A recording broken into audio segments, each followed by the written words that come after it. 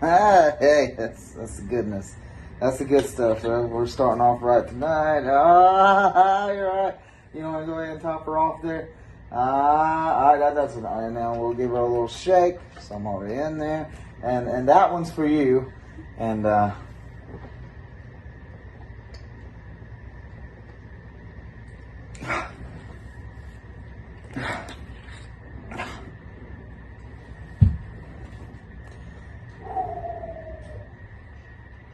you know, I feel like Tyler's sad. Well, because I don't know why, really. It's not like a woman's opinion ever mattered or her body ever mattered in the first place, so why start now? But you know what? Actually, it may not be that. I was thinking maybe he's sad because, actually, it's sad day, nigga. AKA from Long Beach to Tennessee, nigga. It's Nick's sad day every day, nigga.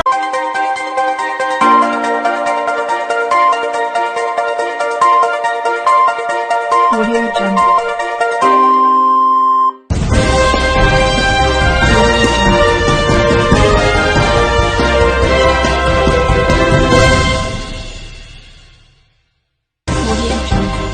Good evening, I'm Chuck Hucklebuck, and this is WFUK News, Rumors, and fucking results, as if they're not 3 days late, results for the Massacre and Eclipse Super Show. I, Chuck Hucklebuck, am standing in for the intern GM, that is Nick White. You'll have to excuse, he is off to Chicago to meet Matt Minnick, who instead of paying his child support would rather be in Chicago at a fucking wrestling event and begging for money on TikTok. Also, I'll be standing in for Tyler Throne, who is also not here because earlier I learned this. He is not sad. He is actually angry. Which brings me to my next announcement. And that vodka still has me. Which leads me to this next announcement. He was so angry that he went to the board of directors, ladies and gentlemen, about the Macho Huck, who decided that he wanted no more of this. He wanted out of the company. He just wanted to throw it down to them. Well, Tyler Throne, for whatever reason, was not having that because they want to punish him. I feel the neglect as well because I represent the Macho Huck. But they wanted to punish him. So the board of directors basically set forth that if the Macho Huck does not finish out his contract until the end of October and Devil's Night, that he will lose all his shares of XWE and will also be sued. And trust me, the Macho Huck doesn't have a lot of money. Believe it or not, he doesn't. This place is fucking worthless. Nonetheless, the Macho Huck is fucking stuck here and well, we're going to find out more about that later. He's stuck here until October. Fuck you guys. But to open up the Massacre and Eclipse show, we were live in the worst fucking place in the world. Just when I thought Rutherford, New Jersey could get any worse, we come to the Rocket Mortgage Fieldhouse of Cleveland, Ohio. And whose bright idea with us was this? Well, it's probably that interim GM's. He's got enough money to pay somebody's way to Chicago, but he doesn't have enough money to put into the future of XWE. Nonetheless, fucking Ohio, we open up with TJ Vegas taking on Grim the Clown. And TJ Vegas is out here. He's already expressed how he doesn't give a fuck much anymore. We've seen what he has done to his former tag team partner, The Truth, Josh Cohen. But Grim the Clown comes out, and Grim the Clown gets in the ring. He asks for the match to be started, and then he slides out of the ring, and he waits to be counted out. Ding, ding, ding. TJ Vegas wins the match. Grim the Clown grabs the microphone, as we all seen, cuts this crazy promo how he wants to challenge the Macho Huck and he's putting on his title on the line. These people just can't get enough of Huck. They can't get enough of the Huck, boy. And I tell you, I know others that can't get enough of the Hook as well. But I tell you, they just want him. They lavish him. They need them some Hook. So what happens? TJ Vegas takes this as disrespect, and I don't blame him. Dick kicks him, leaves Grim Lane. TJ Vegas is walking down the aisle, but the truth, Josh Cohen attacks him. They go fighting towards the back, but Lord, the bell is answered. Real American plays. The Macho Hook comes out, tosses his robe off, tells the referee, fuck it, I gotta be here, then I'm gonna be here the way I wanna be here. Ding fucking ding, motherfucker. He hits the ropes, leg drop, 1, 2, 3, ladies and gentlemen, your new Eclipse World Heavyweight Champion, the Macho Huck. And I deserve that one. Boom. Grim the Clown, I don't know what the fuck you was thinking. You fucked that one all up. But next. Man, I'm out of breath. That was exciting, wasn't it? Next was a singles match between Dollface and... I should have went live. Dollface and the Reaper, Terry Aikman, who is the new Eclipse, I'm the new Eclipse, Macho Huck's new Eclipse champion. The new Massacre champion, we seen how that went down at Invasion. He cashed in Money in the Bank. Hey, that was perfect storyline. Cheers. Perfect storyline, writing, telling. Anyway, taking on Dollface. Now, we all know that War has some kind of thing for Dollface, but he also has a bigger thing to take the Massacre Championship off of the Reaper, formerly known as the Reverend.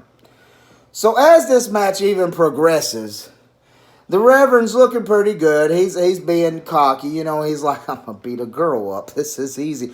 Well, see, that's where, haven't we learned today, that you can't tell women what they should be able to do, because here comes the Dragon Queen, and they lay down a beating all over the Reaper.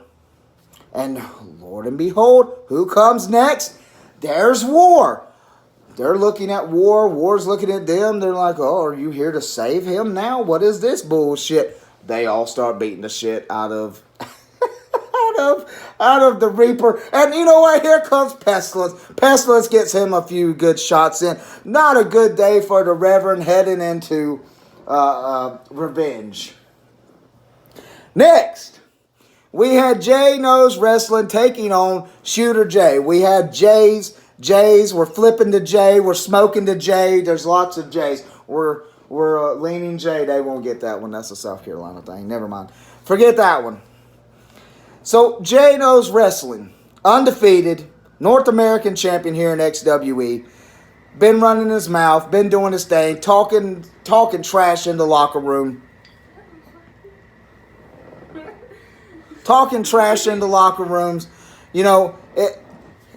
He thinks he knows everything, not just wrestling. He's going against a wily veteran that is Shooter Jay. And as JKW as I call him, he's looking good in the ring.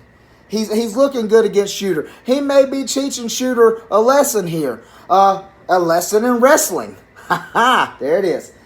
But you got to remember, you're not quite maybe the veteran or wily as you may think you is. It's confident. Throughout the match, you see JKW talking, progressing, talking more crap, talking more trash, talking more shit to Shooter Jay as the match goes on. And maybe he just gets a little too cocky. Shooter Jay takes advantage of this with a roll up backwards and like a frog style with the legs backwards. That sounds like a porno move. But you get what I'm saying. It's been done. Kind of like a cradle. 1, 2, 3.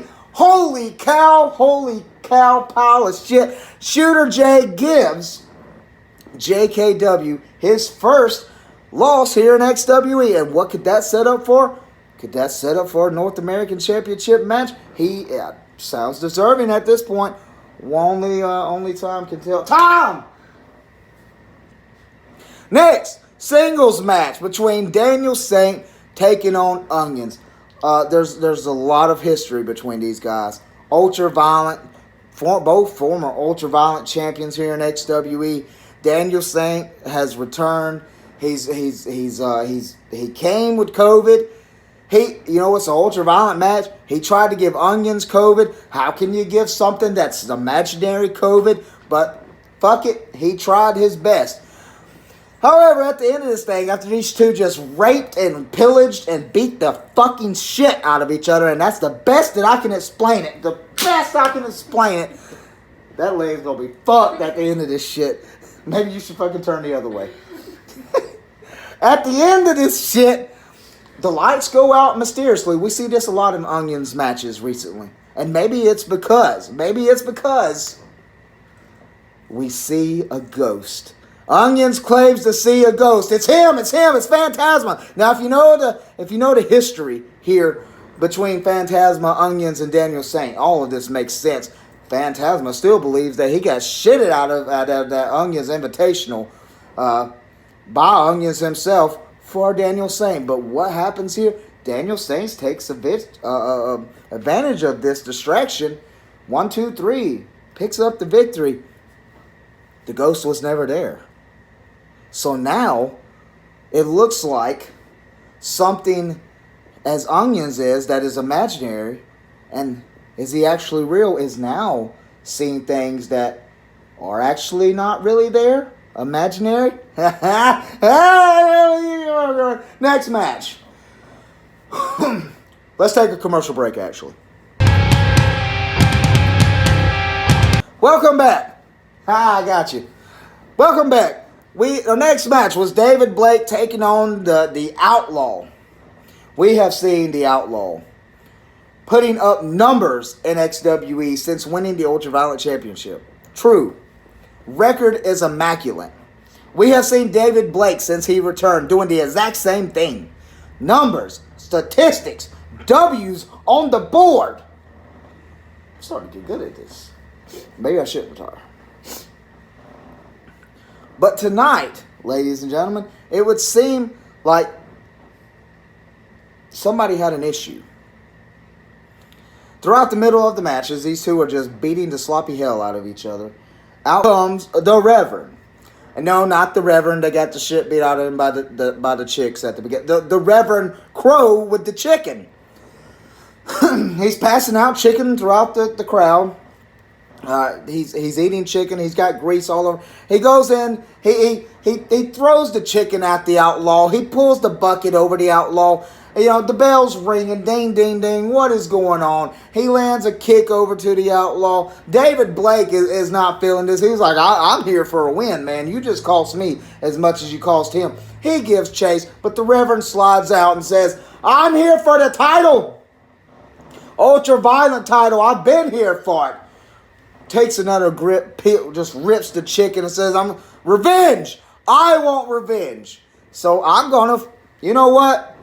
David Blake already has his path to revenge. I'm going to grant this to the Reverend Crow right now that he will get his Ultraviolet Championship match, singles match, finally, against the Outlaw. You got it. At Revenge. Next. Glenn Sexton. You know Glenn Sexton? No. Yes, you do. Glenn Sexton has returned for, count them up, not the first time. Not the second time, not even the third time, but it's the fourth time. I'm not sure if that's even accurate, but we're going with fourth. Sounds good. Taking on the All-American, the greatest single wrestler. Ryan K said so himself. I have it on tape. Taking on the All-American Ace Alexander. And Glenn Sexton looks great in this match. It seems like he hasn't missed a beat. He's been training. He's been training at night with Helen. I'm joking. Please don't quit or hate me. It was a joke. He's been training at night with some of the most passionate, I fell off the rails here. He has been training hard, taking his vitamins, his pills, he doesn't do drugs. He's been training, okay? And he's in here with a guy that is a superior athlete, and he picks up the victory. Not only did he pick up the victory, but he actually lifted Ace Alexander and slammed him down, and then picked up the victory. amazing, truly amazing. I mean, Glenn's a big guy himself, but that was quite a heavy task to take forward. And then we hear from the Nick White, the GM, the interim GM, and he has announced, and I will actually agree with this, he has announced that at Revenge, Glenn Sexton will get a TOPW Heavyweight Championship match against the current TOPW Heavyweight Champion, The Beast. Now that's going to be a match. Speaking of The Beast, the next match was The Beast and the Bogan Brute. Hell, I got to tell you, that's a hell of a tag team. You might not believe it, but The Beast and the Bogan Brute, there's only one tag team that might could defeat that. And that was their opponents. That was Zach Monstar teaming up for the first time ever against maybe his real father. Maybe Ethan Carnage isn't his real father. Anyway, teaming up with Thomas Austin.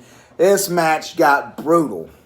They did, when I tell you the referee came in and was calling 5 counts and just pulling them back, and the Bogan Brute at one time even shoved the referee across the ring. The referee got up, I'm doing everything I can do to keep this match going. You boys, it was an outright war at one time. Until, ladies and gentlemen, Thomas Austin shook his head and he said, this is fucking stupid. He dropped from the apron and just walked. Took his Real Pro, that's sponsored by Zach Monstar, Real Pro Heavyweight Championship, headed up the aisle and exited the entire building, leaving Zach Monstar to the Beast and the Brute, and they did exactly how their names sound, and they just ripped him apart like a bunch of ravaged animals. Pick up the victory, and guys, I'm gonna be real. If this team were to tag up again, I wouldn't be angry. I just couldn't be angry. But that moves us on along to our next match. It was Sato Brown taking on Robbie Cutthroat. And I'm going to be honest, Robbie picked up the victory here because it was just a joke. It was all an allure by the Macho Hub to mess with Robbie Cutthroat. Which was a good one, by the way, because I feel like Robbie needed a release. And maybe he did get a release, Maybe he went to the back and let one loose. But it was all an allure. The Macho Huck apologizes. He said, look, maybe this will fire you up a little bit, make things a little intense for you. I know you may be on the opposite team, but I still care about my talent since I'm being forced to here, brother. Joke. So I want to see you fired up a little bit. He pissed him off with the robot. Robbie Cutthroat says, this is a waste of my fucking time. I better get paid here tonight, Huck. Fuck you. Lee exits the ring, it's a big laugh. We get a big laugh from the robot. It was more like a, what do they call that shit? It was a stage gimmick. Good job. Good job for Robbie for being a good sport, though. But next, we had Rain Carter taking on Tommy Dyer. And let me tell you what happened right after these messages.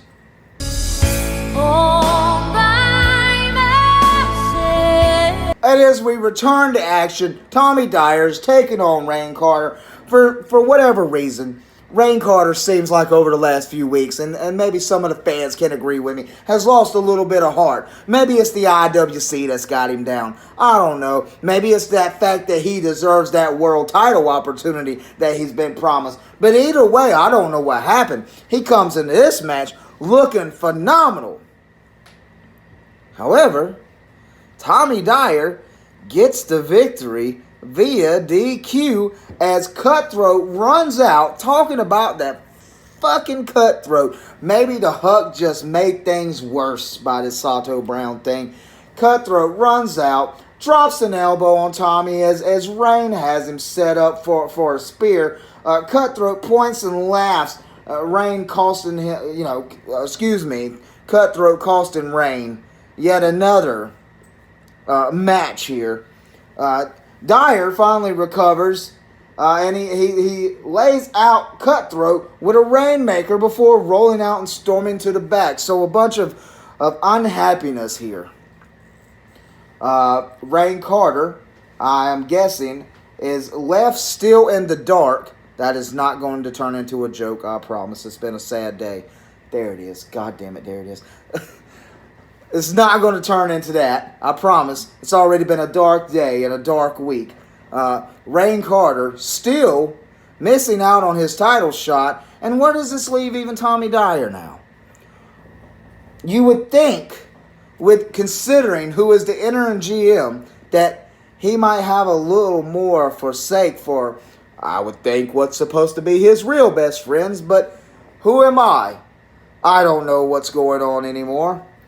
Anyway, that will take us into the tag team match between the X-Clique and the Kings of the White Throne. And I don't know how to explain this one. I don't. Because Huck left the building with his title. But I guess he got called back. But unfortunately, that left no happy. So Huck's there battling once again by himself in this match. And he's got the power coming. He's got the Hulkamania is running wild. He just won the Eclipse Championship. I mean, he's forced to stay, but hey, you got to be here. You got to do what you got to do. You might as well make it a good time, right? However, looks like the numbers game get the best out of him. No, he's really upset here. He takes the loss. No happy. He's looking up. He's trying to get up, and he's like, I've had enough. Y'all got me. You're mad. He's sad. Just leave me alone. Leave me alone. You win. You got me. They couldn't do that. That damn power team of the emotions just couldn't fucking do that. King of the White Throne, the IWC, they start laying a beat down on Huck after picking up the victory. Everybody wants a piece of the Huck. They tried to take a piece of his ass. Anyway, but who comes out for the save? An unlikely Crusader. Bubba Boudreaux comes out and makes the save for the Macho Huck. He runs off Nick White and Tyler Throne, and before Huck can have his ass completely handed to him, Bubba Boudreaux saves the day, and hey, maybe the Huck will make it to revenge after all. God damn it, does he have to? Anyway, that's going to take us into the contract signing between Beezy Badass and the world champion that is our money. Now, this has nothing to do with no IWC. This ain't got nothing to do with no X-Clique. I am excited for this one, guys. And this is how it went down. What the hell was that? Was that the contract signing? The contract signing. So, the show of shows with our money, and I'm sorry, I love you. Cleveland, Ohio. Our money comes out in a Cleveland Browns jersey. And we all know who it is. We looking and like, it better not say Watson on the back. And it didn't. It said Tim Couch instead. He wore a throwback. Good one there. He comes out in the Browns jersey. He's going to talk about how he brought a title back to his hometown, in which he did. First guy. I think it's bigger than LeBron. I think it's a lot bigger than LeBron. But he's answered by Beezy as he comes out in a Ravens jersey. I don't know why these jerseys matter at what right now, but oh wait, this is their hometown. I apologize. This is their favorite. You know, fuck it. This is what happened. They go back and forth as we see them. He says something along the lines of, Beezy, I'll take the title from you like Baltimore took the Browns from you. Oh, I get it now.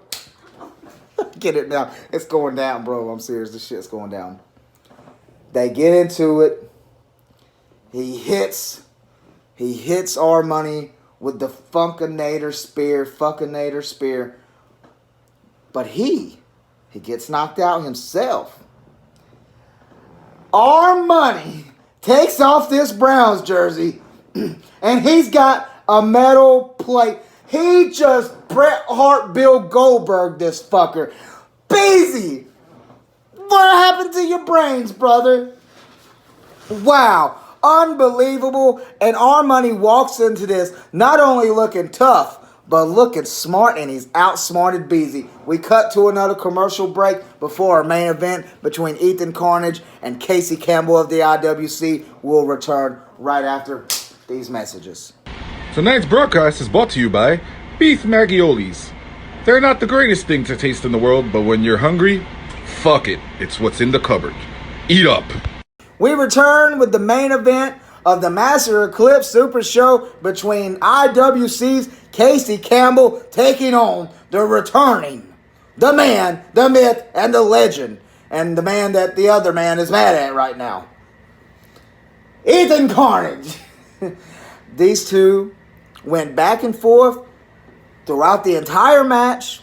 It was everything that you could ask for a main event and more for a super show leading off into this pay-per-view that is going to focus on XWE taking on the IWC. Ethan Carnage, as we know, as Huck asked him to be in his corner, and Ethan Carnage answered the bell. After everything they've been through, we all know it. That was a big step for Ethan Carnage. However, I want to speak here on Casey Campbell. Casey Campbell has come and has had a new life of breath breathed into him as of late. As Nick White may be the leader of the IWC, but Casey Campbell has been the workhorse. Casey Campbell has taken Ethan Carnage to every bit of limit that he can in this match. And both men are slowly crawling to their feet as the crowd anticipates what will happen next. This match ain't even about the IWC and XW anymore. They have delivered in this match, ladies and gentlemen. And as Casey Campbell goes to swing at Ethan Carnage dunks, hooks him, and boom! Drives him down for the kamikaze. There it is. It hasn't been seen in XWE in over a year. He hooks the leg. 1, 2, 3. Ethan Carnage, welcome back to XWE. He picks up the victory, but it's a short-lived thing as here comes the IWC. They pile in. They start laying the boots to Ethan Carnage. Ethan's trying to fight him off, but here comes the Macho Huck. Here comes Bubba, no happy. And here comes Kelly Steen. She's coming out to help as well.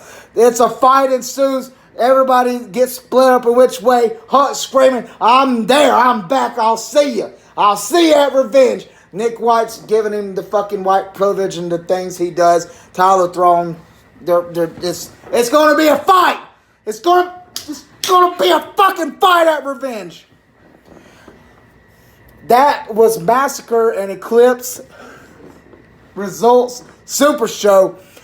I'm Chuck Hucklebuck. We're going to see you at Revenge. My blood pressure's through the roof. I'm going to drink more vodka, and I'm going to be at Revenge too. You better believe it. For Chuck Hucklebuck and XWE and WFUK, I'll leave you with this. I love you, Mr. Bubs. Do you love me too? No? Oh, no. I think he loves me. Yeah, I got you. I got this on camera.